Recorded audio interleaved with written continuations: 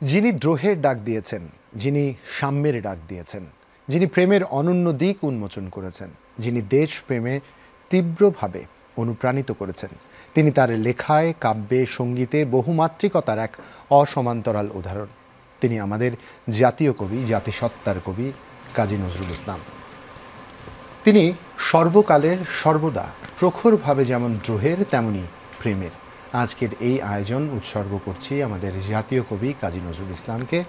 বিষয় নির্বাচন করেছি দ্রোহ ও প্রেমে নজরুল। আমি জুলহাস জুবাইর আপনাদের সাথে আছি এবং চমৎকার দুজন মানুষ আমার সাথে আছেন। ডান থেকে তাদের সাথে পরিচয় করাতে চাই। আপনাদের সবার প্রিয় প্রিয়াঙ্কা গোপ আছেন, একই সাথে তার সাথে আছেন তানভীর আলম সজীব, এবং আমাদের আজ এই পুরো আয়োজনকে কিছুটা ছন্দে রাখতে তিনজন চমৎকার মানুষ আছেন, আমার খুব পছন্দের মানুষ। রবীন্দ্র দা আছেন তবলায়, শ্যামদা আছেন গিটারে এবং কিবোর্ডে, সজীব ভাই আছেন। আপনাদের সবাইকে স্বাগত ছুটি রাতে লাইভের আজকের এই আয়োজনে। খুব স্বাভাবিক প্রাসঙ্গিকতায় যেই প্রসঙ্গটা এই মুহূর্তে সামনে চলে আসে, কাজী নজরুল ইসলামের কথা আমরা যখনই বলি প্রেম এবং দ্রোহ সমান্তরালে আসে। একদম এই মুহূর্তের প্রাসঙ্গিকতা হচ্ছে দ্রোহের জায়গাটায় যদি আসে। তিনি যেভাবে জাগ্রত করেছেন, তারুণ্যের প্রতীক হিসাবে সবসময় অনুপ্রাণিত করেছেন। এবারের 2024-এর এসে ছাত্র জনতার পুরো আন্দোলনেও কিন্তু নজরুলের উপস্থিতি আমরা দেখেছি। প্রিয়াঙ্কা, আপনার কাছ থেকে শুনতে চাই। শিক্ষকতা করছেন এবং সবকিছু মিলিয়ে মিশে একটা চমৎকার সময় পার করছেন। স্টুডেন্টদের খুব কাছ থেকে দেখা হয়েছে, তাদের বিদ্রোহ দেখা হয়েছে, একটু যদি সেই মূল্যায়নটা শুনতাম। কারা রইল কপাট, ভেঙে ফেল কর রইল পাট, এটা যেন মুখে মুখে স্লোগানের মতো হয়ে গিয়েছিল আসলে। এবং 24 জুলাইয়ের আগে যতবারই আমরা কাজী নজরুল ইসলামকে নিয়ে কথা বলেছি, বিশেষত আমার যখন এই বিষয় নিয়ে কথা বলার সুযোগ হয়েছে, আমি সবসময় বলেছি আসলেই কবি তারুণ্যের এবং সবসময় প্রাসঙ্গিক। যখনই আমরা শোষণের বিরুদ্ধে কথা বলতে যাই, যখনই আমরা অন্যায়ের বিরুদ্ধে রুখে দাঁড়াতে চাই, তখন আসলে নজরুলের এই বাণী, এই মনকে উদ্বেলিত করার এবং নিজেকে জাগিয়ে তোলার, রক্ত যে টকবক করে ফুটছে তার সঙ্গে ছন্দ মিলিয়ে যে বাণীর ব্যবহার এবং তার সঙ্গে সুরের যে সুন্দর পথ চলা, এটা আসলে কাজী নজরুল ইসলাম ছাড়া ভাবাই যায় না, ভাবার কোনো অবকাশই নেই। এবং আমাদের এই 24 জুলাই আসলে সেটাই হয়েছে। নজরুল নতুনভাবে আবার তরুণদের কাছে ফিরে এসেছে এবং জাগ্রত করে রেখেছে, পুরো জাতিকে জাগিয়ে তুলেছে একরকম। কাজী নজরুল ইসলাম যে সত্যিকার অর্থেই একটি বিশাল বড় শোষকের বিরুদ্ধে বিশাল বড় হুমকি, এটা তিনি তার জীবদ্দশায় যেমন দেখিয়েছেন, তার অনুপস্থিতিতেও তিনি বারবার স্পষ্ট ফুটিয়ে তুলেছেন। এই জন্যই ব্রিটিশ সরকার তাকে প্রশমিত করবার সর্বোচ্চটুকু করেছেন। একদম জাতীয় কবি বলে হয়তো এবার আর সেই সুযোগটা হয়নি এবং তারুণ্য ঠিক চমৎকারভাবে উদ্ভাসিত হয়েছে সেই আলোড়নে। সজীব ভাই, একদম মানে ওই ছোটবেলা থেকেই শুরু করা তো নজরুলের গান, প্রাসঙ্গিকতাটা সে জায়গার থেকেই আসে।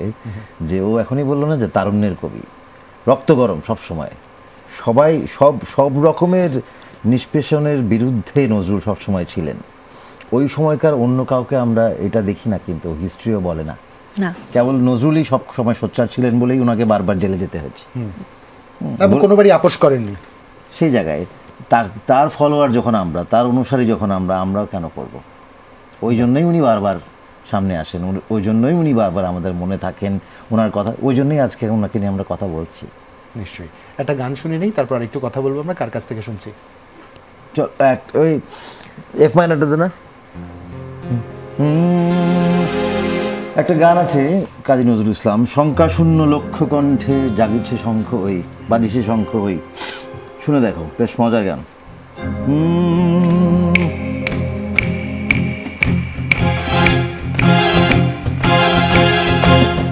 শঙ্কাশূন্য লক্ষ কণ্ঠে বাজিছে কণ্ঠ ওই, পূর্ণ চিত্ত মৃত্যু তীর্থ পথের যাত্রী কই। শঙ্কাশূন্য লক্ষ কণ্ঠে বাজিছে শঙ্খ ওই, পূর্ণ চিত্ত মৃত্যু তীর্থ পথের যাত্রী কই। আগে জাগে বাধা ভয়ে ভয়ে ভীত নয় হৃদয়, জানি মোরা হই হব জয়ী। শঙ্কাশূন্য লক্ষ কণ্ঠে বাজিছে শঙ্খ, পূর্ণ চিত্ত মৃত্যু তীর্থ পথের যাত্রী কই। আগে জাগে বাধা ভয়ে ভয়ে ভীত নয় হৃদয়, জানি মোরা হব জয়ী।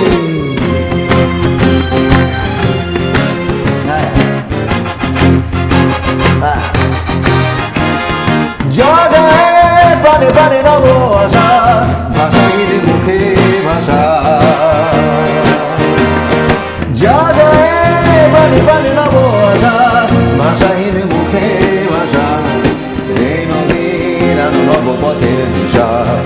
বেজেছে রোজা, কেহ নাই দেশে মানুষ তোমরা বই, শঙ্কা শূন্য লক্ষ্য কণ্ঠে বাজিছে শঙ্খ, পূর্ণ চিত্ত মৃত্যু তীর্থ পথের যাত্রী কই, আগে যাবে বাধাও ভয়ে ভয়ে ভীত নয় হৃদয়, জানি মোরা হবই হব জয়ী।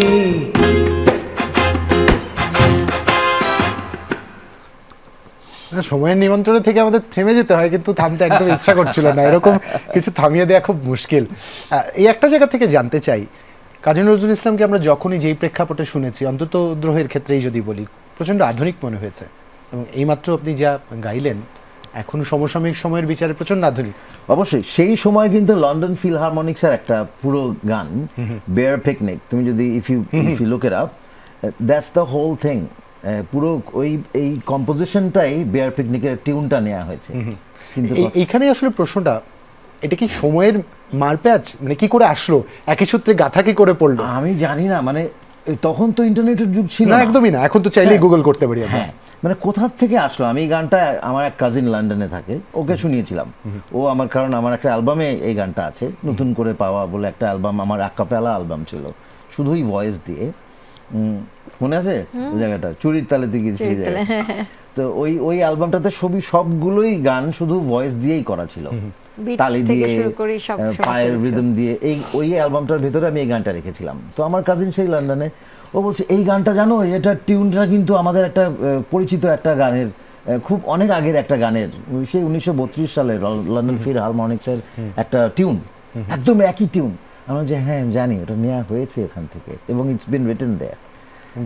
নজরুল কোষ বলে একটা নতুন সাইট আছে, যেখানে তুমি সমস্ত নজরুলের কাজের বর্ণনা পাবে, গানের কথা পাবে, স্বরলিপি পাবে, ইতিহাস, হ্যাঁ ইতিহাস সহ সবকিছু পাবে। নজরুল কোষ, ওখানে নজরুল সঙ্গীত কোষ একটা সাইট, ওইখানে নিশ্চয়ই এরকম বিস্তারিত দেয়া আছে। হ্যাঁ অবশ্যই অবশ্যই। প্রিয়াঙ্কা, একটু আপনার কাছ থেকে শুনতে চাই, এই যে বারবার করে বলছিলাম প্রাসঙ্গিকতা, সমসাময়িক, বর্তমান কিংবা আধুনিক কবি, এত চমৎকার মিশেল যার কাজে সময়ের আগে চলে এসেছিলেন কিনা? আমার কাছে তো মনে হয়। আচ্ছা, আমার কাছে মনে হয়, এবং যেটা বলছি, উনি আসলে সাধারণের হয়ে কথা বলেছেন, তো সাধারণের হয়ে গান লিখেছেন, এই জন্য আমার কাছে মনে হয় যে আমরা খুব সহজে তাকে শুনতে পারি, ঠিক না, এবং খুব সহজে রিলেট করতে পারি, এবং এই জন্য সবসময় তাকে আধুনিক মনে হয়। সময়ের আগে চলে এসছেন বা মনে হলেও আসলে প্রত্যেকটা সময়েই উনি যথার্থ। উনি সময়ের আগে চলে এসেছেন বলে এখনো তুমি আমি কথা বলছি তো। না, নিশ্চয়ই নিশ্চয়ই। এই একটা জায়গায় প্রশ্ন, তিনি যে দ্রোহী হয়ে উঠলেন বা বিদ্রোহী হয়ে উঠলেন, এটা কি তার পারিপার্শ্বিক প্রেক্ষাপট ছিল, নাকি স্বভাবচারিতভাবেই দুরন্তপনা তার মধ্যে ছিল? আমার মনে হয় রাজনৈতিক যে প্রেক্ষাপটটা ছিল তা তাকে প্রভাবিত করেছে কিনা? কেউ কেউ মানে ভেতর থেকে স্পষ্টবাদী, মানে চাইলেও নিজেকে দমিয়ে রাখতে পারে না বেশিক্ষণ। কারো যদি বলার হয় যে সে খুব বলতে চায় সবকিছুর বিরুদ্ধে, তার ভেতরের থেকে তার মানবিকতা তাকে বাধা দেয়, এবং সে আসলে সবকিছু ভয় অতিক্রম করে বলতে চায়, তাকে আসলে কেউ থামিয়ে রাখতে পারে না। এবং আমার মনে হয় যে তার এটা ভেতরকারী বিষয়। তিনি জন্মেছিলেন এবং মোরা আকাশের মতো বাধাহীন, মোরা মরু সঞ্চারবেদী, এবার প্রচুর শুনেছি। এবং তার পাশাপাশি উনি আবার নিজেকেই ডিফেন্স করছেন না, ঠিক নিজেকেই বলছেন যে আমি আসলে বিদ্রোহ করার জন্য তো আসলে আসিনি, আমার ভিতরে প্রেমও আছে, আমি প্রেম দিতে এসেছি। উনি কিন্তু বলেছেন, নিজেই বলে গেছেন, বাতাসে পানিতে কিছু একটা আছে আর কি, যে আমাদের সবাইকে বিদ্রোহী করে তুলে ঠিক হবে। তার থেকেও বড় কথা কি যে উনি একটা বিস্ময় আমার কাছে। ওনার যেই সময়কালে উনি যত রচনা করেছেন, এটা আসলে আমি জানি না একজন মানুষের পক্ষে খুব অল্প, মানুষের পক্ষে এটা প্রচন্ড ভার্সেটাইল, আপনি যে কোনো ফ্রিকোয়েন্সিতে যান ওনাকে পাবেন। গান, উপন্যাস, কবিতা, ছড়া, আন্তর্জাতিক রাজনীতি, দেশীয় রাজনীতি নিয়ে ভাবনা, এটা আমার কাছে খুব বিস্ময়কর মনে হয়। একটা গান শুনি, তারপরে এই বিষয় নিয়ে আর একটু কথা বলবো। আমি একটু প্রেমে চলে যাই, একদম খুবই সহজ সরল প্রেম, কথোপকথনের প্রেম, দুজন মিলে কথা হচ্ছে আমরা কি চাই, একদম সহজ সাধারণ, যেটা প্রেম করতে গেলে প্রেমিক প্রেমিকারা বলতে থাকে, সেরকম একটা সুন্দর গান।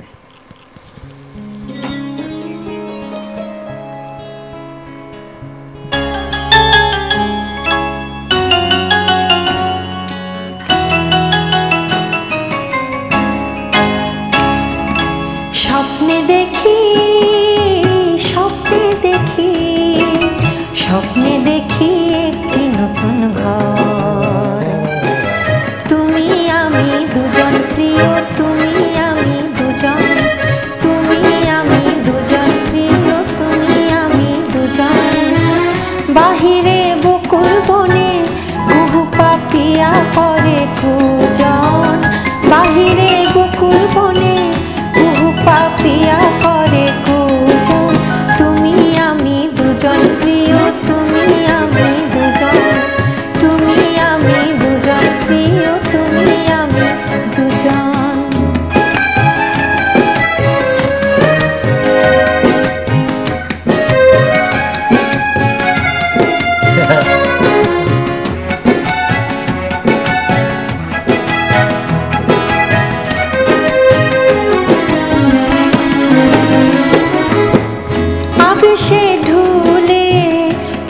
শয্যায় শুই মুখ টিপে হাসে মল্লিকা জয়ী আবেশে ঢুলে ফুল শয্যায় শুই মুখ টিপে হাসে মল্লিকা জয়ী কানে কানে গানে গানে কহে কানে কানে গানে গানে কহে চিনেছি চিনেছি উতল সমীরণ তুমি আমি দুজন প্রিয় তুমি আমি দুজন তুমি আমি দুজন প্রিয় তুমি আমি দুজন। বাহ। এই যে দুটো দিক আমরা দেখলাম, ধ্রুব এবং প্রেম, একদম উত্তর এবং দক্ষিণ মেরু। একজন মানুষ কিভাবে ভাবেন, এটা একটা বিশাল জিজ্ঞাসা। আপনাদের কারো জানা থাকলে একটু বলবেন, এইভাবে কিভাবে ভাবতে পারে? জানি না, কিন্তু আমার মাঝে মাঝে পাগল পাগল লাগে। পাগল পাগল আমাদের সবারই লাগে। তো ওই ওই যখন পাগল পাগল লাগে তখন বুঝি যে একটু আগেই তো ভালোই ছিলাম, এখন পাগল পাগল লাগছে কেন। তখন রিলেট করতে পারি যে আসলে একটা মানুষ নিজের সাথে যদি অনেক বেশি অনেস্ট থাকে, তখন এটা সম্ভব যে আমি অসম্ভব বিদ্রোহী আবার অসম্ভব আপোষ করা একটা মানুষ। ডিপেন্ড করছে তুমি কার জন্য করছো। এবং তার সাথে প্রকাশ প্রকাশ সবার ভেতরেই দুটো বিষয় প্রকাশ নিয়ে আমার একটা ছোট জিজ্ঞাসা আছে। আপনি শিক্ষকতা যেহেতু করেন, আপনি জানেন, আপনারও জানা আছে, যেহেতু দুজনে পড়বার একটা অভ্যাস আছে। আমরা জানি লিখতে গেলে প্রচুর পড়তে হয়, প্রচুর জানতে হয়, এবং সেই সময়ে বইয়ের খুব বেশি যে সুযোগ ছিল এখনকার মতো তাও না। তার ভাষায় প্রচুর বিদেশি শব্দের একদম সাবলীল ব্যবহার আমরা দেখেছি। কি মনে হয় কি করে হলো বা কি করে আসতো? উনি শ্রুতিধর ছিলেন এবং তুখোর মেধাবী, যেটা বলে। আপনার সাথে কথা বলছি, এর মধ্যে থেকে আপনার ভেতরে যা যা আছে, মানে এটা আমার মানে অবজারভেশন, যে যা যা আছে আপনি যা বলছেন আমি সেটা খুব দ্রুত নিজের মধ্যে আত্মস্থ করে নিতে পারছি। এবং আমার কাছে মনে হয় তার জীবদ্দশায় উনি যার যার সান্নিধ্য পেয়েছেন, সেটা খুবই অল্প সময়ের জন্য হোক বা কয়েকদিনের জন্য বা দীর্ঘ সময়ের জন্য হোক, তার কাছ থেকে তার সেই জ্ঞানটুকুনি নিজে আহরণ করে নিতে পেরেছেন। সেটা বসে বসে মানে শিখে নয় বা জিজ্ঞেস করে করে নয়, চর্চা করে নয়, আপনি যেটা বলছেন, হ্যাঁ, উনি সেটা আত্মস্থ করে ফেলতে পেরেছেন। এটা আমার মনে হয় ঈশ্বর প্রদত্ত ওনার একটা অসম্ভব আসলে ইয়ে ছিল। এই বিষয়টা নিয়ে একটু কথা বলতে চাই, তবে এটা বিরতিতে যাওয়ার সময় আছে। দর্শক দেখছেন ছুটির রাতে লাইভ, ছোট্ট একটা বিরতি, ফিরছে এক্ষুনি, সাথেই থাকুন। স্বাগত আরেকবার, দেখছেন ছুটির রাতে লাইভ। জুলা জুবাইর আছি আপনাদের সাথে। চমৎকার দুজন মানুষ আছেন আমাদের সাথে, দ্রোহ ও প্রেমে নজরুল। এই বিষয়ে আমরা কথা বলছিলাম। প্রিয়াঙ্কা গোপ আছেন আমাদের সাথে, সজীব ভাই আছেন, তাদের সাথে আলাপ চলছিল, শুনছিলাম। দ্রোহের কথাটাই প্রসঙ্গক্রমে বারবার সামনে চলে আসে, কারণ একদম সমসাময়িক বিষয়। তো আপনি কথায় কথায় 4টে লাইন বলছিলেন, নজরুলের 4টে লাইন গুনগুন করে গেয়েও শুনিয়েছেন আমাদের, মোরা ঝঞ্ঝার মতো। একটু 4টা লাইন একটু খালি গলায় শুনি। বন্ধনহীন জন্ম স্বাধীন চিত্ত মুক্ত শতদল, মোরা আকাশের মতো বাধাহীন, মোরা মরু সঞ্চর বেদুইন, বন্ধনহীন জন্ম স্বাধীন চিত্ত মুক্ত শতদল। নিশ্চয়ই এটা এমনি সময়ে যখন পড়া হয় তখন খুব স্বাভাবিকভাবে একটা কেমন যেন দোলা দিয়ে যায়। এবং যখন শতকণ্ঠে হাজার কণ্ঠে পাশাপাশি বাজছে, শুনছি, গাইছি, ঢাকার গাইতেও হবে না, এটা যদি তুমি রিসাইট করো, 10 জন মিলে রিসাইট করো, তোমার নিজের মধ্যে অন্যরকম একটা বোধ তৈরি হবে। এটা আমি বিশ্বাস করি। না, এটা খুব সত্য কথা। এবং এই জন্যই কাজী নজরুল ইসলামকে বারবার প্রশমিত করবার চেষ্টা হয়েছে ঐতিহাসিকভাবে। যে প্রেক্ষাপট এখন ভিন্ন, নতুন করে শুরু করেছি, নতুন জাগরণী বার্তাও কিন্তু কাজী নজরুল ইসলামের কাছ থেকে আমরা পেয়েছি না? নিশ্চয়ই পেয়েছি। একটু এই বিষয়ে যদি কারো কিছু ইনপুট দেবার থাকে। বাজাও বাজাও পঞ্চজন্য শঙ্খ, কৃষ্ণ, রাইট? হে পার্থ সারথী, কুরুক্ষেত্র যুদ্ধের সময় সেই রেফারেন্স নিয়ে উনি মানুষকে জাগ্রত করার চেষ্টা করেছেন, হিস্টোরিক জায়গা থেকে নিয়ে। তুমি বলছিলেন একটু আগে যে এত জ্ঞান উনি কোথায় পেয়েছেন, এত শব্দ কোথায় পেলেন, এত শব্দ কোথায় পেলেন? ওই জায়গায় যে হে পার্থ সারথী বাজাও বাজাও, ওই ওই ওই জায়গায় মানে একটু শুধু এভাবেই শুনছি, একটু ভিন্নভাবে শুনবো, চলো সুরে সুরে শুনি আমরা। সি সি হে পার্থ সারথী বাজাও বাজাও পঞ্চজন্য শঙ্খ, হে পার্থ সারথী বাজাও বাজাও পঞ্চজন্য শঙ্খ, চিত্তের অবসাদ দূর করো, করো দূর ভয় ভীত জনে, করো হে নিঃশঙ্ক,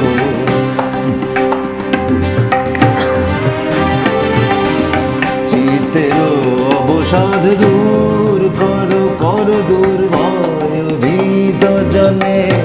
করো হে নিঃশঙ্ক পার্থ সারথি বাজাও বাজাও পাঞ্চজন্য শঙ্খ।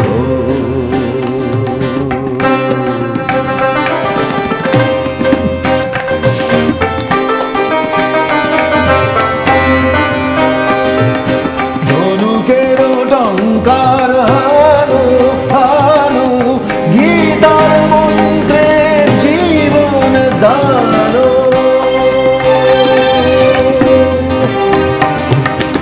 ধনুকের টঙ্কার হানো হানো গীতার মন্ত্রে জীবন দানো।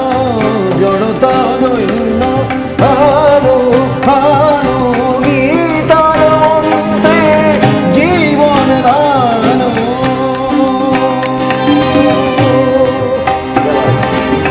ভোলাও ভোলাও মৃত্যু আতঙ্ক ভোলাও ভোলাও মৃত্যু আতঙ্ক। পার্থ সারথি বাজাও বাজাও পাঞ্চজন্য শঙ্খ। চিত্তের অবসাদ দূর করো করো দূর ভয় ভীত জনে করো হে নিঃশঙ্ক। পার্থ সারথি বাজাও বাজাও বাজাও বাজাও বাজাও বাজাও পাঞ্চজন্য শঙ্খ। এই আহ্বান, এই চমৎকার এই আহ্বানটা দেখলাম। সে সময় দাঁড়িয়ে অন্য ধর্মগ্রন্থ পড়া, অন্য সাহিত্য চর্চা করা, এটা একটা নিশ্চয়ই ভিন্ন রকম মাইল ফলক। একদম। এটা সঞ্চারিটা একটু বলো জাস্ট। আহা, মৃত্যু জীবনের শেষ নহে নহে, শোনাও শোনাও অনন্তকাল ধরে অনন্ত জীবন প্রবাহ বহে। দুর্মদ দুরন্ত যৌবন চঞ্চল ছাড়িয়া আসুক মার স্নেহ অঞ্চল। বীর সন্তান দল করুক সুশোভিত মৃত্যু আতঙ্ক। পার্থ সারথি বাজাও বাজাও পাঞ্চজন্য শঙ্খ। চমৎকার লেখা। মানে এই মানুষটাই যখন সাম্যের কথা বলেন, এই মানুষ যখন এভাবে লেখেন, এই মানুষ যখন ওর প্রেমও লিখছেন, কি বিস্ময় কি বিস্ময় কি বিস্ময়। প্রিয়াঙ্কা, একটু জানতে চাই, এই যে ভিন্ন ধর্মের ভিন্ন সংস্কৃতি, ভিন্ন ভাষায় পড়ছেন, লিখছেন, সাবলীলভাবে ব্যবহার করছেন, চর্চা করতে গিয়ে কি মনে হয় যে এই যে ভিন্ন ধর্মের যে বা ভিন্ন বর্ণের, ভিন্ন গোত্রের, ভিন্ন রঙের, ভিন্ন দেশের যে ভাষার চর্চা, সেই ভাষার চর্চা কি করে তো সাবলীলভাবে আনা যায়? নিজে তো চর্চা করছেন, নিজে তো দেখছেন, কি করে করা যায়? না, আমার চর্চা করার ক্ষেত্রে এইটা কোনো কিছুই না। এটা আসলে চর্চা বলাই যায় না, একদমই বলা যায় না। কারণ কাজী নজরুল ইসলামের যেই মানে বাণীতে যে ধরনের উনি সমৃদ্ধি এনেছেন বাংলা ভাষার ক্ষেত্রে, কারণ সেটা মনে হয় না যে অন্য কোনো ভাষা। গানটা যখন পড়ছি বা গাইছি, কবিতা পড়ছি বা যেটাই করছি না কেন, তার নিজের মনে পড়ি বা জোরে জোরে পড়ি, মনে হয় না একবার ওইটা আরবি থেকে এসছে, এটা জোর করে আরোপিত বা ফার্সি জোর করে আরোপিত মনে হয়নি। দিল ওহি মেরা ফাস গই। হ্যাঁ, তো এইটা কোনো ভাবে আমি জানছি হিন্দি ভাষা ব্যবহার করছে, কিন্তু তারপরে কেন যেন মনে হচ্ছে স্বতঃস্ফূর্ত এবং এটা বাংলা ভাষারই একটা অংশ। এই যে আপনি মাঝে মাঝে একটা দুটো লাইন বলে যে একটা উস্কে দিচ্ছেন না, এটা প্রিয় একটা গান, একটা দুটো লাইন বেরিয়ে গেল মাঝখান দিয়ে, এইগুলো বলতে নেই এভাবে। হ্যাঁ, প্রিয়াঙ্কা বলছিলেন, মানে ওই জায়গায় আমি আটকাই গেছি আর কি। আজকের বিষয়টা উস্কানো, একদম উস্কানি হলো। প্রেমের দিকে যেতাম, কিন্তু তার আগে প্রেমের অবতারণা যেহেতু করে ফেললো, একটা শুনবো নাকি কিছু এরকম? প্রিয়াঙ্কা নাকি অন্য কিছু পরিকল্পনা আছে? আমি একটু সাম্যর কথা বলতে চাইছিলাম। প্রেমও গাইবো। গ্রহ থেকে সাম্যে এসে তারপর প্রেমের দিকে যাব। যেমন এই যে প্রত্যেকটা কি বলবো, এটা মানে যে কোনো কিছু অন্যায় হচ্ছে, এটা তার যখন মনে হয়েছে তিনি তার বিরুদ্ধেই সোচ্চার হয়েছেন এবং সেটা সঙ্গে সঙ্গেই সময় মানে উইথ নো টাইম সে শুরু করে দিয়েছেন। এই গানটি তেমন একটি গান। ভাইয়ের দরে ভাই কেঁদে যায়, টেনে নে না তারে কোলে, এটা বাংলা যখন ভাগ হয়ে যাচ্ছিল তার বিরুদ্ধে উনি বলছেন যে আমরা এই বেড়া দিয়ে ভাগ করে ফেলছি, কিন্তু আমরা তো আপন ভাইয়ের মতো আমরা বাংলায় কথা বলি। এক ভাই যখন পড়ে যাবে তখন আমার দায়িত্ব আরেকজনকে তুলে নেওয়া। এবং শুধু সেটাও না, এটা যদি আমি সামগ্রিক ক্ষেত্রে চিন্তা করি, আমরা প্রত্যেকেই এক মানুষের ভাই ভাই, নিশ্চয়ই আমরা সবার জন্য সবাই দাঁড়াবো, এটাই মানবিকতা। এবং সেই মানবের জয়গান উনি গিয়ে গেছেন। চমৎকার এই গানটা আমরা এবার দেখলাম, তাই না? এই একদম কাজটা যাই দেখেছি আমরা, আমরা। তাই তো দেখেছি।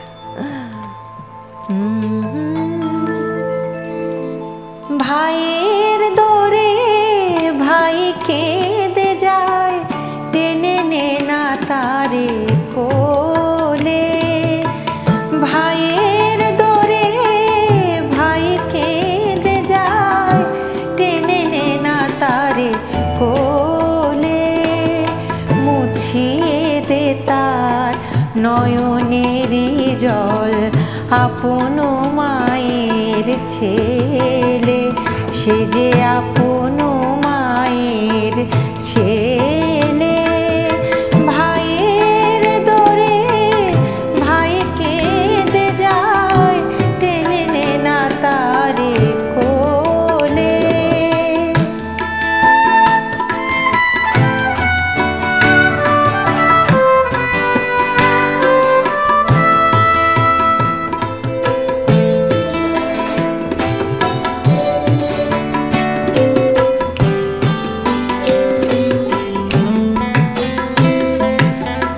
এতকাল যদি ছিলি এক ঠাই, আজ কেন ছাড়া হলি ঠাই ভাই। এতকাল যদি ছিলি এক ঠাই, আজ কেন ছাড়া হলি ঠাই ভাই। ভাই বিনে তোর আর কেহ নাই, ভাই বিনে তোর আর কেহ নাই, দিতে প্রাণ গেলে। বিপদেতে পাবি কাহারে তখন, ভাই যদি রয় ফিরায়ে বদন। সেই ভাই তোর পরের মতন, দিস নে আজিকে ঠেলে। ভাইয়ের দোরে ভাই কেঁদে যায়, টেনে নে না তারে কোলে, টেনে নে না তারে কোলে, টেনে নে না তারে কোলে।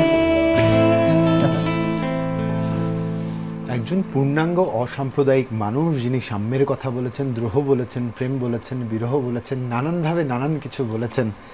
এই জায়গাটায় এসে যদি এই প্রশ্নটা কেউ করবার প্রয়াস করে যে কাজী নজরুল ইসলাম একাধারে শ্যামা সঙ্গীতের সাথে আমাদের পরিচয় করিয়েছেন, হ্যাঁ, তিনি তার নানান ভাষার ব্যবহার করেছেন। যে অসাম্প্রদায়িক চেতনা এবার বাংলাদেশের জাগরণ আমরা দেখেছি, মাদ্রাসার শিক্ষার্থীরা, রেগুলার স্টুডেন্টসরা কাঁধে কাঁধ মিলিয়ে দাঁড়িয়েছে, সাম্যের একটা বাণী এখন আমরা শুনতে পাচ্ছি। কিভাবে দেখেন বিষয়টাকে? একটু ব্যাখ্যাটা শুনি আপনার কাছ থেকে, বা যদিও ভাষা নেই। ভালো না, ভাষা নিশ্চয়ই আছে। ভালো কিছু সবসময় মানুষকে ভালো চিন্তা করতে সাহায্য করে, ভালোভাবে চলতে সাহায্য করে, এবং যে কোনো খারাপ কিছু দেখলেও একই রকমভাবে হয়।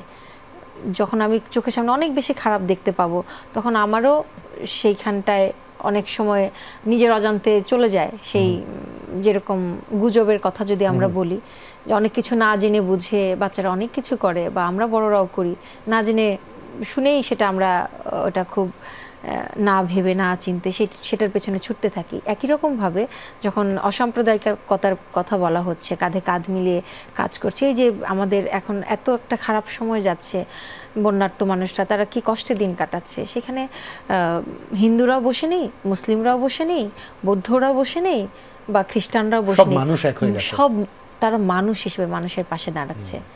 এবং এইটাই ভালো লাগার জায়গা, এটা আমার প্রিয় বাংলাদেশ নিয়ে গর্বের জায়গা।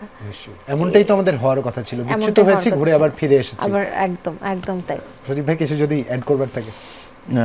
না, অ্যাড করবার নেই ওই জায়গা থেকে, যে আমরা আসলেই একটু আগে বলছিলাম যে আমরা ছাত্ররা যেরকম করে একসাথে হলো, বড়দেরকে যেরকম কিছু কিছু জিনিস চোখে আঙ্গুল দিয়ে, অনেক কিছু জিনিসই চোখে আঙ্গুল দিয়ে দেখিয়ে দিল, ওই জিনিসটা গর্বের।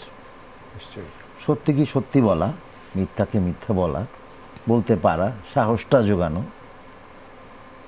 এবার শুধু সেই অন দ্যাট নোট আমার একটা কথা, যে ছোটরা শুরু করেছে, ছাত্ররা শুরু করেছে, কিন্তু তাদেরও কিছু গাইড দরকার আছে। নিশ্চয়ই সেই গাইডেন্সটা যেন তারা আসলে ওই মানসিকতাটা যেন তাদের থাকে এবং প্রপার জায়গা থেকে যেন গাইডেন্সটা পায়। হ্যাঁ, প্রপার জায়গা থেকে যেন গাইডেন্সটা পায়। অনেক টুকটাক অনেক খবরই তো আমরা সবাই দেখছি, সব কিছু খবরই ভালো লাগছে না। ভালোবাসার পাশাপাশি সম্মানটা দরকার, জরুরি। এটা ওই শিক্ষাটাও দরকার, তাদেরও যারা বলছে তাদেরও মেন্টালিটি দরকার, যারা শিখছে তাদেরও শেখার মেন্টালিটি দরকার। শেখার তো শেষ নেই, সুষম বিনিময় হওয়াটা খুব জরুরি। যাই হোক, সেই সুষম প্রেম এবং দ্রোহের গল্পে আমরা থাকতে চাই। একটা বিরতি নেওয়ার আমাদের সময় হয়েছে। দর্শক দেখছেন ছুটির রাতে লাইভ, ছোট্ট একটা বিরতির উপরে ফিরছি, স্টে টিউন। স্বাগত, দেখছেন ছুটির রাতে লাইভ, জুলা জুবের সাথে আছি। দুজন চমৎকার মানুষের কথা শুনছিলাম, গান শুনছিলাম। আর একবার ফিরে যাই, দ্রোহ থেকে বেরিয়ে এবার প্রেমে আসতে চাই। প্রেম, প্রিয়াঙ্কা বলেছেন কিছুক্ষণ আগে যে না, আর দ্রোহে থাকতে চাই না, এবার একটু প্রেমে ফিরতে চাই। কবি যতবারই প্রেমে ফিরে এসেছেন, নতুন নতুন ভাবে ফিরেছেন। তার জীবনের শুরু থেকে যদি বলি, একদম নার্গিস থেকে শুরু করে একদম পরিণতি পর্যন্ত, যদি প্রমীলা দেবীর কথা বলি, জীবনের বিভিন্ন অধ্যায়, বিভিন্ন বয়সে, বিভিন্ন পরিপক্কতায় তিনি প্রেমকে আলিঙ্গন করেছেন। তার সময়টা একটা বড় কথা বলে না? একদম একদম। তার প্রেম যেমন সুন্দর, তার প্রেম তেমন মোহময়, তার প্রেম তেমন একইভাবে বিরহের। একটু শুনি, তারপরে একটা গান শুনবো, এই বিষয়টা নিয়ে মূল্যায়নটা শুনি। আমার কাছে প্রেম মানে পরিপূর্ণতা না পাওয়া, হয়তো বা পরিপূর্ণতা পেয়ে গেলে হয়তো প্রেমটা আর প্রেম থাকে না। নিশ্চয়ই, এটা অনেকের কাছেই। রোমিও জুলিয়েট থেকে শুরু করে তুমি লাইলি মজনু বলো, সবই আবেগটা তখন অধিকারে চলে যায়, প্রাপ্তি অধিকারে চলে যায়। বাহ, কি চমৎকার বললেন। মানে ওই জায়গাটা তখন মনে হয় যে আমি ওটাকে অন করি। এই জন্যই সফল কোনো প্রেমের গল্প ইতিহাস মনে রাখেনি, না পাওয়াগুলোকে মনে রেখেছে। শিখলাম জীবনে শিখার কত কিছু আছে না, মাত্র পুরো একটা উপলব্ধি। আমার প্রিয়াঙ্কা, শেখার কোনো শেষ নেই, শেখার চেষ্টা বৃথা দেয় তা কিন্তু নয়, শেখাটা কন্টিনিউয়াসলি হওয়া উচিত, প্রেমটা কন্টিনিউয়াসলি করতে হবে। প্রিয়াঙ্কার যদি কিছু সংযোগ থাকে? আমার কোনো সংযোগ নেই আসলে। প্রেমের ব্যাখ্যা এক একজনের কাছে এক এক রকম। তবে আমাদের এই সাবকন্টিনেন্টে ভালোবাসা বলি, প্রেম বলি, বা সব কিছু বাদ দিয়ে আমরা যদি শুধু সুরের কথা বলি, সেখানে একটা গভীরতা আছে। সেটা খুব ঠুনকো নয়, সেটা খুব হালকা নয়। এর ভেতর থেকে অনেক, যে শুধু উপলব্ধির জায়গাটা যাকে ছুঁতে পারবে, আমার মনে হয় তার কাছেই প্রেম প্রেম হয়ে ওঠে। এরকম আমার কাছে আর কি মনে হয়। শুধু ব্যক্তি মানুষ নয়, ওনার বিভিন্ন সম্পর্কের প্রেম ছিল। উনি সন্তানের প্রতি ভালোবাসায় ঘুমিয়ে গেছে শান্ত হয়ে, আমার গানের বুলবুলি। কি চমৎকার লেখনী, কি বাস্তবতায় তিনি লিখেছেন। এরকম ভাবে যদি তার বিভিন্ন অধ্যায়, বিভিন্ন পর্যায়ে আমরা বিষয়টাকে মানব প্রেম থেকে শুরু করে ব্যক্তি প্রেম নানানভাবে তিনি বর্ণনা করেছেন। দুটো লাইন শুনি, তারপরে এই আলাপচারিতায় আবার যাবো। কি শুনছি? জোছনার থেকে রামধনু দিয়ে মাখাবো তোমার গায়ে, তাই না? রংধনু হতে লাল রংখানি আলতা পরাবো পায়ে। বাহ, সর্বশ্রেষ্ঠ সৌন্দর্য সামগ্রী দিয়ে প্রিয়তমাকে প্রিয়া হবে সুরানি, দেব খোঁপায় তারার ফুল। হ্যাঁ, কণ্ঠে দোলাবো তিথির চৈতি চাঁদের দুল। গাও না, এরকম ভাবতে হলে মহাজাগতিক হতে হয়, ব্যক্তি বিশেষের পক্ষে সম্ভব না। এটা গান শুনি, যেটা বলছিলে আলগা করো খোপার বাঁধন, দিল ওহি মেরা ফাঁস গই, বারবার করে ফেসে যায়। চলো চলো।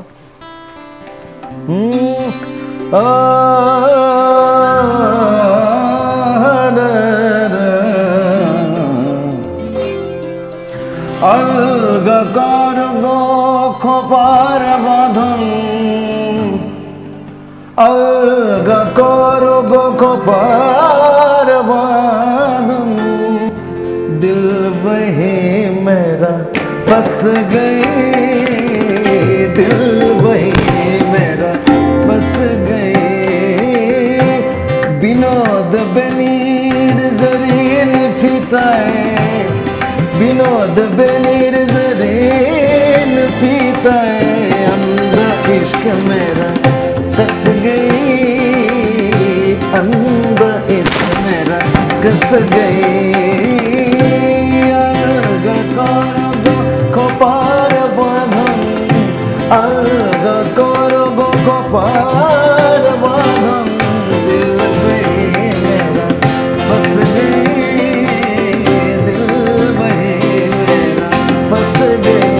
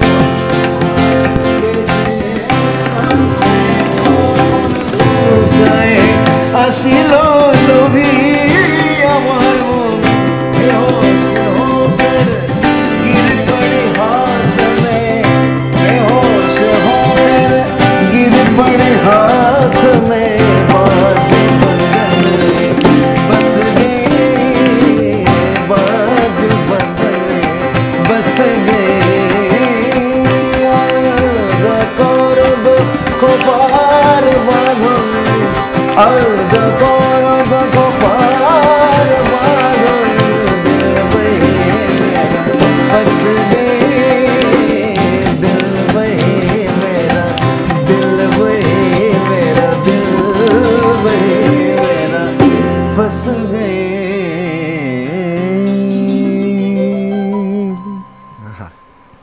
আগে মিষ্টি, মানে এত মিষ্টি করে যে মানুষটার জন্য লিখেছেন সেই মানুষটাকে যিনি কি মিষ্টি দর্শনে তিনি দেখেছেন, এগুলো ভাবলেই জানি এভাবে ভাবা খুব কঠিন। একটু একটু সিরিয়াস নোটে, অন দ্য সিরিয়াস নোটে একটু আসতে চাই। এই যে তার বিভিন্ন সময় ছুটে চলা জীবনে বিভিন্ন অধ্যায়, অনেক চড়াই উত্তরায় পার হয়েছেন, কিন্তু একটা বিষয় তার জীবনে সবসময় স্থির ছিল, প্রেম।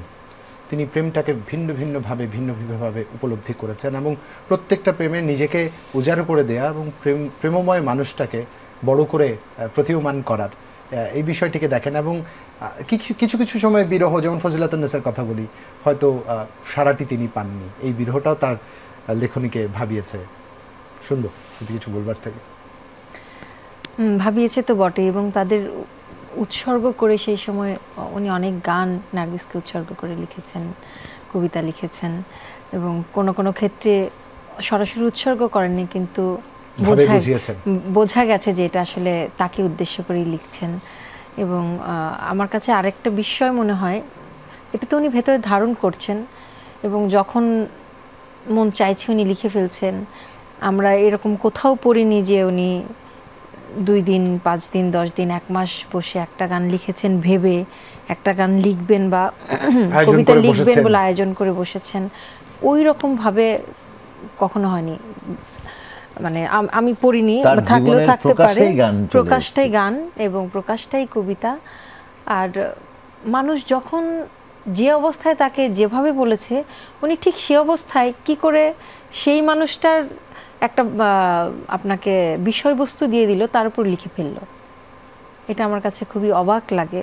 আমি ছোটদের নিয়ে উনি লিখেছেন এবং সেই ছোটদের নিয়ে লেখার জায়গাটা তার, উনি ওই সময় অত্যন্ত আর্থিক কষ্টে ছিলেন এবং তার সন্তানের চিকিৎসার জন্য তার টাকার প্রয়োজন ছিল এবং উনি লাইব্রেরির একটা কোনায় বসে উনি লিখতেন। শিশুকে নিয়ে লেখার জন্য তাকে বলা হয়েছিল এবং সেখানে যে এত সুন্দর সুন্দর রচনা উনি করেছেন, ওই রকম মানসিক অবস্থায়, ওই রকম জায়গায় বসে এই রচনা করা আসলে আমার কাছে মনে হয় যে খুবই অসম্ভব। একটা ছোট্ট বাচ্চা হয়ে, একটা বাচ্চা ওই কোন গানটা গায়, মানে দুর্বোধ্য একটা মানুষের লেখনী, সেখানে একটু দেখ, একটা জিনিস দে, সি দে, ঘগং ঘগং ঘ্যাং, ঘগং ঘগং ঘ্যাং, ঘগং ঘগং ঘ্যাং, আমি পদ্ম দিঘির ব্যাং। নজরুলের লেখা। আনন্দে আজ নাচ জুড়েছি, ড্যাং ডাডা ড্যাং ড্যাং, ড্যাং ডাডা ড্যাং ড্যাং, ড্যাং ডাডা ড্যাং ড্যাং। নজরুল। পদ্ম পাতায় ডিগবাজি খাই উল্টে দিয়ে ঠ্যাং, আমার সাথে লাগতে এলে মারবো তেরে ল্যাং, ঘগং ঘগং ঘ্যাং। কাজী নজরুল ইসলাম। এই জায়গায় আসলে বিষয়টা, যিনি এত সিরিয়াস জিনিসপত্র লেখেন, তিনি আবার শিশুতোষ লেখনী যখন লিখছেন, এবং ওই যে বলছিলেন যে কোনো পর্যায়ে এসে তিনি জীবনের রূঢ় বাস্তবতায় তিনি লিখেছেন। তার সন্তান বিয়োগের ওই মুহূর্তটাই যদি আমরা শুধু ধরি, যখন চলে গেলেন, অর্থনৈতিক কষ্টের কথাও আমরা জানি তার জীবনে, কবির জীবনে বারবারই এটা ফিরে এসছে, কারণ যেহেতু বৈষয়িক ছিলেন না। এক্সট্রিম ভাই, আপনি দেখেন সবকিছুর এক্সট্রিম একটা লেভেলে উনি বিলং করেছেন সবসময়, কোনো মাঝামাঝি জায়গায় বিলং করেননি কখনো। যখন তার হাতে প্রচুর টাকা পয়সা এসছে, উনি প্রচুর গান করছেন, রেডিওতে, আকাশবাণীতে চাকরি করছেন, সরি ইসেতে, গ্রামোফোনে, হ্যাঁ। তো তখন প্রচুর টাকা তার হাতে এসছে, ওনার খুব শখ ছিল একটা গাড়ির, উনি গাড়ি কিনে ফেললেন। হ্যাঁ, আবার সেই গাড়ি তাকে বিক্রিও করে দিতে হলো, আবার না খেয়ে থাকতে হলো তাকে। আবার আমরা যেটা খুব ফলো করে বলি রুটির দোকানে চাকরি, না, রুটির দোকানে চাকরি করা এটা যেটা মিন করে লেখে আসলে ব্যাপারটা তা নয়। উনি হয়তো একদিন গেছেন, একটা বেলা গেছেন, হাত লাগাতে বলছেন, হাত লাগিয়েছেন, এরকম একটা ব্যাপার, কিন্তু সেটা হয়ে গেল উনি কাজ করে জীবন চালিয়েছেন, ব্যাপারটা তা নয়। মানে সবকিছুরই উনি ছোঁয়া পেয়েছেন, খুব অর্থ যেরকম ছোঁয়া পেয়েছেন, উনি নিজেকে দারিদ্রতা ওনাকে ছুঁয়ে গেছে এবং সেটাকে উনি রাখতে জানেননি বা রাখতে চাননি বা রাখতে শেখেন, নিজেটাই আমরা বলি না কেন, উনি শুধু চেয়েছেন নিজেকে কিভাবে বিলিয়ে দেওয়া যায়। নিশ্চয়ই, মানে কোনো বৈষয়িকতা কখনোই তাকে ছুঁয়ে যায়নি, কোনো মানে বাহুল্যতা তাকে কখনো স্পর্শ করেনি। যখন যে জায়গায় ছিলেন ঠিক সেখানে বেঁচেছেন, সেখান থেকে প্রস্থান হয়েছে, বদলে গেছেন মানুষটা। এবার একটা সৃষ্টি শেষ হয়নি, একদম শেষ পর্যায়ে দাঁড়িয়ে আমরা একটা গান, পুরোপুরি একটা প্রেমে যেহেতু আছি, পুরোপুরি একটা গান শুনতে চাই। দুজনকে অসংখ্য ধন্যবাদ। আমি দর্শকদের কাছ থেকে বিদায় নিয়ে নিই, তারপর গানটা শুনতে শুনতে বাড়ি ফিরবো। সম্পূর্ণ গানটা শুনবো আমরা। দর্শক বাড়ি বসে যারা দেখছেন এবং শুনছেন, আমাদের জাতীয় কবি নিয়ে বলবার দুঃসাহস আমাদের কারোই নেই। তাকে এই এক জীবনে মূল্যায়ন করবার মতো সক্ষমতার বিচারে আমরা হয়তো বা কেউই জন্মাইনি। তার ছোট ছোট কিছু অনুষঙ্গ, জীবনের ছোট ছোট রচনা আমাদের প্রাসঙ্গিকতায় ভোগায়। দ্রোহে যেমন তিনি আমাদের জাগরণের বার্তা দিয়ে গেছেন, প্রেমে তিনি আমাদের একরকম মোহে ভাসিয়েছেন। এই দুয়ের সম্মিলনে যে অসাধারণ মানুষ, তারও নানান রকম পরিচয় আছে। শুধু ভালোবেসে তাকে আবিষ্কার করতে হবে, যেভাবে ভালোবেসে আমাদের সম্ভাবনাগুলোকে আবিষ্কার করতে হবে। আজকে এখানে বিদায় নিব। ভালো থাকবেন সবাই, শুভরাত্রি। তবে এটা গান শুনতে শুনতে বাড়ি ফিরবো। কবির প্রতি প্রণাম জানিয়ে, তার প্রতি আরো একবার শ্রদ্ধা জানিয়ে আমরা দুজনে মিলে একটা গাই। গাবি? চল। আচ্ছা, এ পরদেশী মেয়ে। এ বা বি কিছু আছে?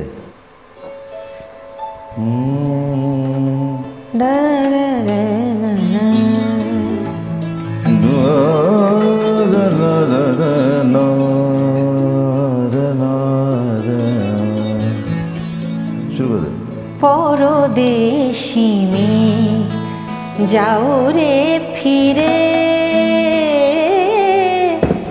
পরদেশী মেয়ে যাও রে ফিরে, বলে ও আমার পরদেশে রে, পরদেশে মেয়ে যাও রে ফিরে, বলে ও আমার পরদেশে রে, পরদেশী মেয়ে যাও রে ফিরে, সে দেশে যাবে বাদল ঝরে, সে দেশে যাবে বাদল ঝরে, কাঁদে নাকি প্রাণ একলা ধরে, বিরহ ব্যথা নাহি কি সে থা, বিরহ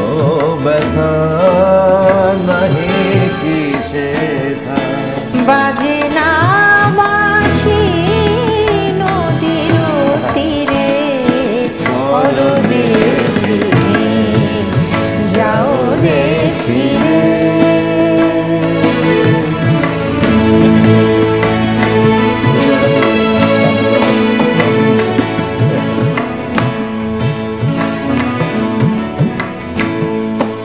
বাদল রাতে ডাকিলে পিয়া, ডাকিলে পিয়া, পিয়া পাপিয়া, ডাকিলে